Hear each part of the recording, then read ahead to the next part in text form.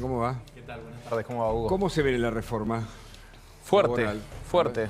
La verdad que, a ver, es la reforma más importante, por lo menos en varias décadas, en materia de algo que la Argentina lamentablemente se ha transformado en un desastre insostenible, que es que hace más de una década que no se genera empleo formal.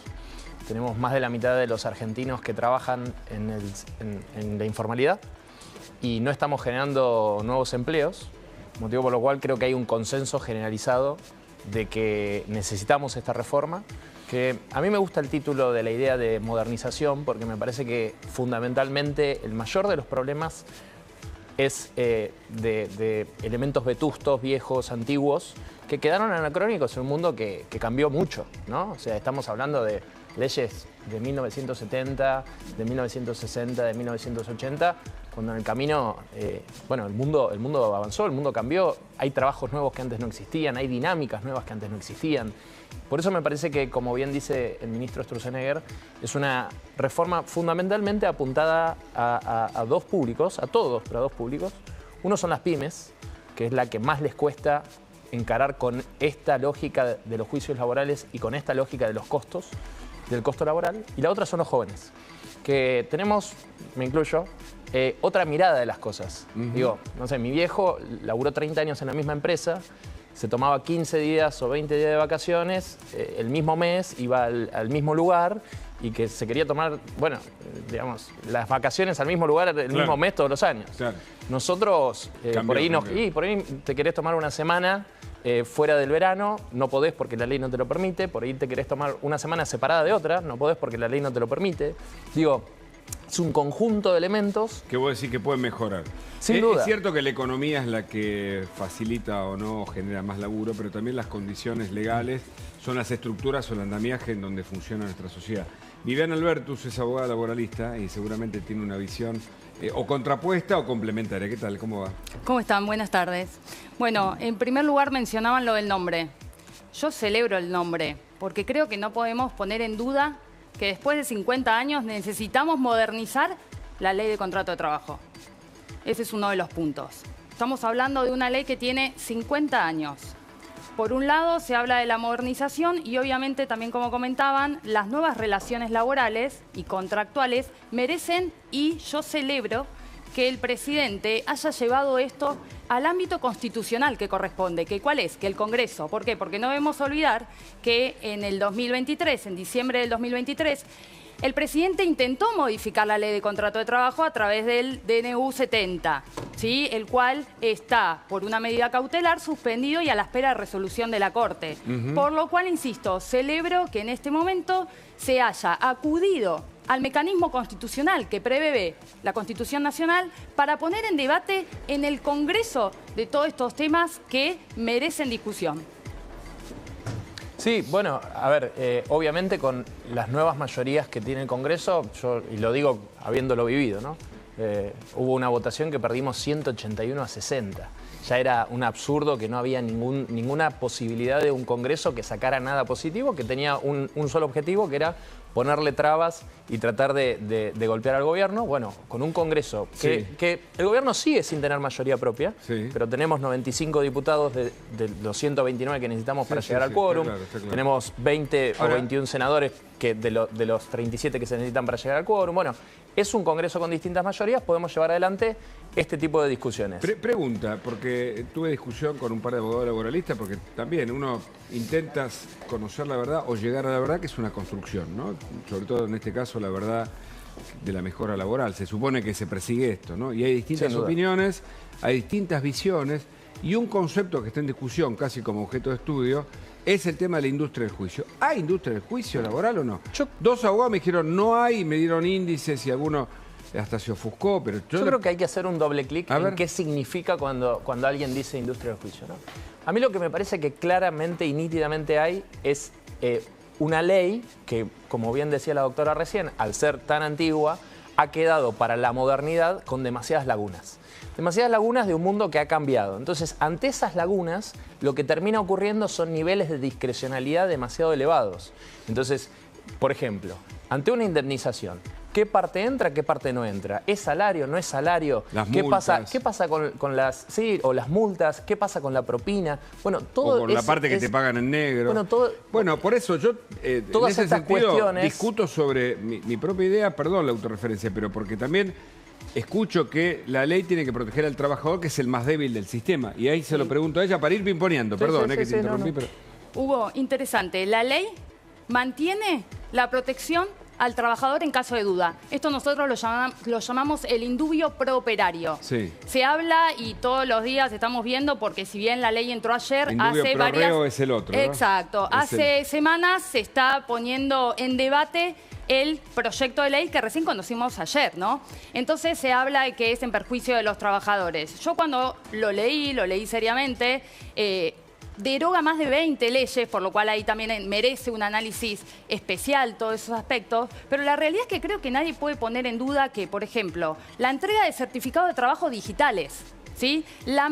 Conservar la documentación de manera digital y no en papel, que lo único que hace es acumular papel, que se junten ratas. Y por lo cual unificada ante un único registro. Exacto, por lo cual eso no va a haber discusión. Sí, obviamente hay otros temas que sí parecería que merecen el debate. ¿El debate en dónde? En el Congreso. Y creo que también hay algunos de los artículos que han sido puestos en el proyecto como para negociar con la oposición. Hay dos cuestiones que creo que son centrales, ¿no? Primero, esta claridad de que para evitar estos juicios y estas lagunas de juicios que todo el tiempo ocurren, o las dos vías, por ejemplo, ir por la vía laboral e ir por la vía civil cuando se trate del mismo hecho. Todo esto lo que va haciendo al final del día, y para mí esto es la centralidad del debate, es ¿por qué en Argentina hay tanto nivel de informalidad? Porque cada vez que un almacenero, que un tipo que tiene un taller, que tiene una panadería, piensa ante dos situaciones, ¿qué hago? ¿Contrato a una persona o no la contrato y aumento yo la cantidad de laburo o no y me quedo trabado? Bueno, ante el riesgo que significa hoy en la Argentina contratar a una persona, lo que termina haciendo es o no contrata a nadie, entonces no generas empleo, o contrata informalmente. Lo que nosotros tenemos que sacar es todos esos riesgos, dar claridad, no, ni a favor ni en contra, dar claridad, decir, miren, estos son los marcos legales, esto es lo que pasa si tal cosa, eliminar esas lagunas y por otra parte también bajar los costos. Hay algo muy importante que tiene el proyecto, muy importante, que es el Fondo de Asistencia Laboral, que se llama FAL, no es un fusil, no se asusten, es el Fondo de Asistencia Laboral. ¿Qué hace el FAL? Lo que hace es reducir las contribuciones patronales que hoy van al Estado, al CIPA, y las pasa a este fondo de asistencia para que en caso de una indemnización, la empresa ya tenga ahí ese fondo disponible y por otra parte el trabajador también le da más seguridad. Permitime que haya información urgente. El presidente Milei llega a Córdoba.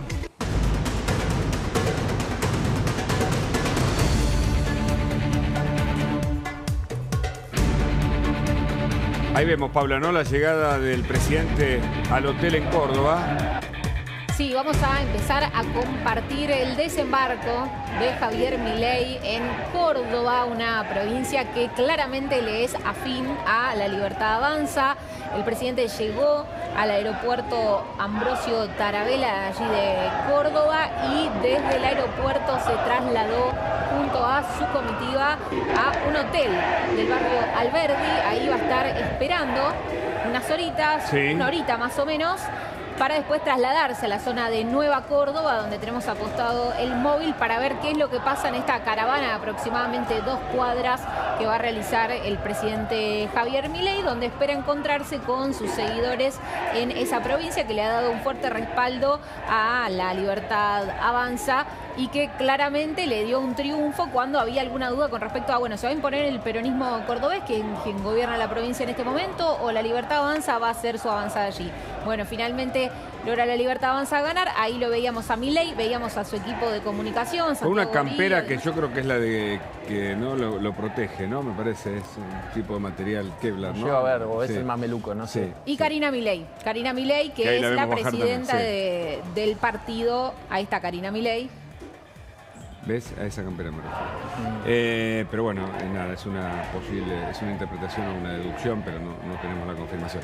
Y ahí vemos a Karina Milei, como decías. Sí, Karina Milei, que es quien está detrás de todas estas movidas, porque es quien coordina el partido junto con los primos Menem, con Eduardo, con Lule Menem, está también Sharif Menem en la organización de lo partidario, está Sebastián Pareja, es el grupo que es bien cercano a Karina Milei y que está en este marco de, bueno, seguir con la vida partidaria, además de la gestión.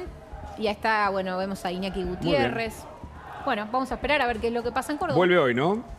Sí, en teoría iba a hacer esta actividad y entiendo que sí. Vuelve, ¿no? Ferreira, allí en Córdoba, contanos novedades, por favor. Me pasan de saber mejor.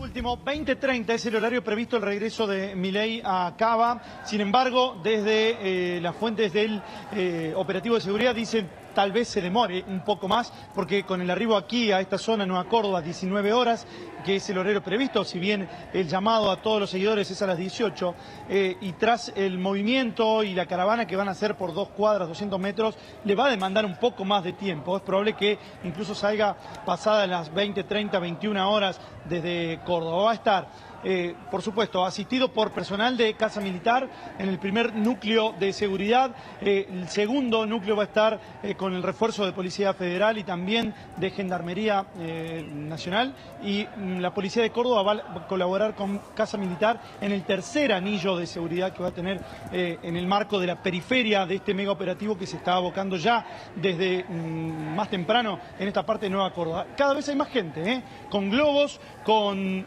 pancartas, con paraguas. Bueno, esto es lo que sucede a esta hora con más de 30 grados aquí en Córdoba. Perfecto, bueno, estamos con vos en instantes con toda la movida y ahí la gente que de a poquito va llegando. Hace muchísimo calor, ¿no? Sí, va muchísimo calor a esta hora en Córdoba. Muchas gracias. Bueno, y entonces estábamos con el tema de la industria del juicio laboral, ¿sí o no? Bueno, de vuelta, creo que el punto central acá es achicar los niveles de discrecionalidad. La ley tiene que ser clara, no puede dejar lagunas. No podemos seguir con las libres interpretaciones permanentemente, que lo vemos. Vemos como un fallo en un lugar dice una cosa, otro fallo dice otra. Ahí es natural, hay incentivos a que se genere como en torno a eso, ¿no? Leandro, vos tenés una pregunta. Sí, no, quería preguntar en qué quedó en los aportes obligatorios a los sindicatos, que estaba todo un debate, si sí, si no. No se modificó. ¿Nada? ¿Absolutamente nada? No, el texto del proyecto oficial que el gobierno mandó al Congreso no establece ninguna referencia a esos aportes solidarios. Bueno, sí, con respecto, o sea, a la cuota solidaria. Con respecto a la cuota de afiliación, sí determina que tiene que prestar conformidad el trabajador para hacer ese aporte y además tiene que ser validado en la Secretaría de Trabajo. Con lo cual tiene que negociar el trabajador con el sindicato y corre el empleador de ese... No. Que era básicamente una especie de agente de retención. El empleador sigue como agente de retención, pero el trabajador tiene que prestar la conformidad. Eso es lo que dice el proyecto que mandó el gobierno. Claro. Las dos grandes diferencias, si bien es cierto que se mantiene la cuota solidaria como tal, las dos grandes diferencias es que, en primer lugar, se modifica la naturaleza de lo que eran los convenios colectivos, en donde hasta ahora, si se vencían, continuaba el mismo convenio hasta que se pusieran de acuerdo. Entonces eso desincentivaba la idea de sentarse a negociar. Correcto. A partir de ahora va a haber que sentarse a negociar. Pero por ejemplo, sí, dale. No, y el otro asunto muy importante, que es un poco técnico, pero es muy importante, es la prevalencia. Es decir, si ante un convenio colectivo de trabajo nacional, pongámosle acá en la capital federal, de los gremios de acá de la capital federal, versus un convenio colectivo de trabajo de una fábrica en La Quiaca, que por ahí tiene otras características del necesario al que tiene acá en la capital federal, antes, o hasta ahora todavía incluso, prevalecía el convenio colectivo de trabajo nacional. A partir de ahora va a prevalecer el convenio colectivo de trabajo yo más trabajo chico. En un lugar, ingreso, me van a descontar, y eso es saludable, se lo pregunto al abogado laboralista. Es saludable que yo no quiero que me descuente nadie, porque es la fuerza de mi trabajo, yo quiero trabajar y ganar lo que corresponde a lo que acordé. ¿Todavía va a prevalecer un descuento? ¿Y eso está bien? ¿O, de acuerdo a tu visión del derecho? Lo que digo es, hoy en día tenemos el 50% de los trabajadores en la informalidad. Por ende, si yo tengo un proyecto de ley que lo que busca es regularizar esa fuente de trabajo, habría también para los sindicatos un aumento en su usuario o su afiliado que va a realizar el aporte. Por lo cual creo que, insisto, se tiene que discutir, y esto lo del fondo también son causas que son motivos que van a ser negociables. A la pregunta.